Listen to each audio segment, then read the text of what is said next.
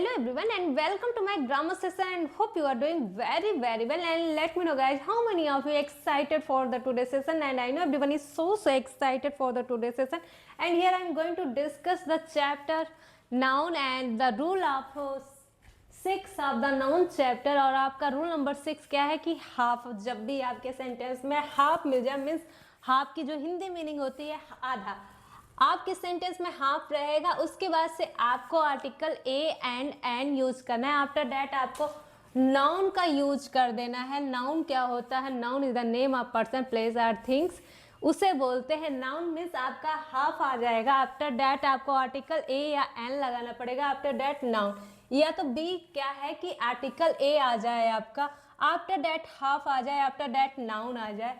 And the C point क्या कह रहा है कि कोई नंबर आ जाए एंड हाफ आ जाए, उसके बाद से जो आप नाउन का यूज करोगे वो प्लूरल नाउन होना चाहिए। जब भी नंबर कोई आ गया एंड हाफ आ जाए तो उसके बाद से जो नाउन आएगा वो प्लूरल नाउन होगा। फिर से हाफ आ गया तो उसके बाद से ए एंड एन आना चाहिए, उसके बाद से नाउन आना चाहिए। बी क्या कह रहा है कि आपका पहले ए आ जाए, उसके बाद से हाफ आ जाए, उसके बाद से कोई नाउन आएगा तो वो कोई भी नाउन हो सकता है, सिंगुलर हो जाएगा, फिर कोई भी नाउन आना चाहिए। लेकिन अगर कोई नंबर आ गया, नंबर के बाद से एंड आ हाफ आ गया, नंबर आ गया एंड ए हाफ आ गया, प्लस जो नाउन आएगा वो कंपल्सरी है कि वो नाउन जो रहेगा वो प्लूरल नाउन होगा। एक एग्जांपल देख लेते हैं आपके हाफ वाले रूल पे। And your example is I need half an our, I need half an hour. या तो आप हाफ एन आवर यूज करो, या तो ये बोलो आ हाफ आवर, दोनों में से कोई एक चीज। या तो आप हाफ ए एन आवर बोलो, या तो ए ऑफ हाफ बोल दो। To finish this job I need half an hour, या बोल दो a half hour to finish this job. This is your example of the half. And I hope कि आप नाउन चैप्टर का जो भी हमारे प्रीवियस वीडियो में मैंने डिस्कस किया था कि क्या होता है आपका कॉमन नाउन, क्या होता है प्रॉपर नाउन, क्या होता है कलेक्टिव नाउन, क्या होता है मटेरियल, क्या होता है एब्स्ट्रैक्ट, सारे नाउन को आप अच्छे तरीके से सीख गए होंगे। अगर उससे रिलेटेड कोई भी क्वेरी या डाउट होगा तो आप कमेंट बॉक्स में उस चीज़ को लिख सकते हैं। और अनकाउंटेबल नाउन, काउंटेबल नाउन्स के जितने भी एरर वाले क्वेश्चन होंगे मैं सब उसकी एक क्लास, केवल एक क्लास लूंगी जो केवल बेस्ड होगा अनकाउंटेबल नाउन। अनकाउंटेबल क्या होता था, ये कॉमन नाउन था, और क्या होता था मैं पहले ही इसलिए आपको बता दे रही हूँ कि जब भी ये क्लास आएगी तो आपको वो क्लास मैंडेटरी होगा, वो क्लास जरूर से जरूर आप लीजिएगा। इससे आपके जो काउंटेबल अनकाउंटेबल नाउन से जो भी आपका एरर बनता है वो एरर ठीक हो जाएगा। वो फिक्स मार्क्स के आपके क्वेश्चन आते हैं हर एक एग्जामिनेशन में, जरूर से जरूर देखा जाता है countable noun and uncountable noun पे बेस एरर आते हैं।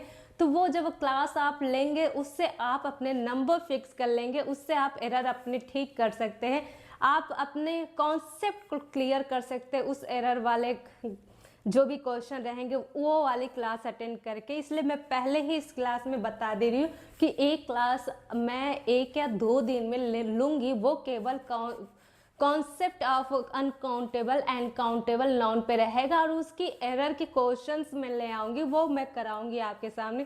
कैसे क्वेश्चन बनते हैं प्रीवियस ईयर के सब क्वेश्चन को मैं उसमें ज़रूर से ज़रूर डालने की कोशिश करूँगी। और आपका बस ये काम है कि जब भी वीडियो आए based on the uncountable and countable number you have to watch, okay. And come to the rule number 7। आपका रूल नंबर क्या होता है? पहले I want to recall all the previous rules of based on the noun. क्या क्या था कि countable था, अनकाउंटेबल था आपका, और फिर कलेक्टिव नाउन था कि क्या होता है कलेक्टिव नाउन भी आपकी 2 तरीके से वर्क करती थी कि जब सिंगुलर हो जाता था तो आप जो वर्ब लगाते थे सिंगुलर लगाते थे, और प्रोनाउन उसका जो यूज करते थे अकॉर्डिंग टू इट का। और जब कलेक्टिव नाउन आपका मेंबर की तरह हो जाता था, मीन्स अलग अलग हो जाते थे, उसमें सारी चीज़ें अलग अलग हो जाती थी, तो आप उसका जो प्रोनाउन यूज करते थे अकॉर्डिंग टू दे के हिसाब से करते थे, तो तो वो बात थी कलेक्टिव नाउन की। और जो अनकाउंटेबल नाउन होता है तो उसके साथ आप सिंगुलर वर्ब यूज करते थे, अनकाउंटेबल नाउन के साथ एस एंड यस नहीं यूज करते। और एक रूल था कि नंबर आ गया उसके साथ दो नाउन आ जाते थे तो नंबर के बाद से उन दोनों नाउन में से एक नाउन को आपको एडजेक्टिव बनाना होता था। एडजेक्टिव बनते ही उसमें उस नाउन में आप एस एंड यस नहीं लगा सकते थे, आपका ये रूल था। आपको हर एक क्लास में कुछ ना कुछ सीखने को मिलेगा और प्रीवियस रूल को भी आप रिकॉल करने में मैं पूरी की पूरी हेल्प करूंगी।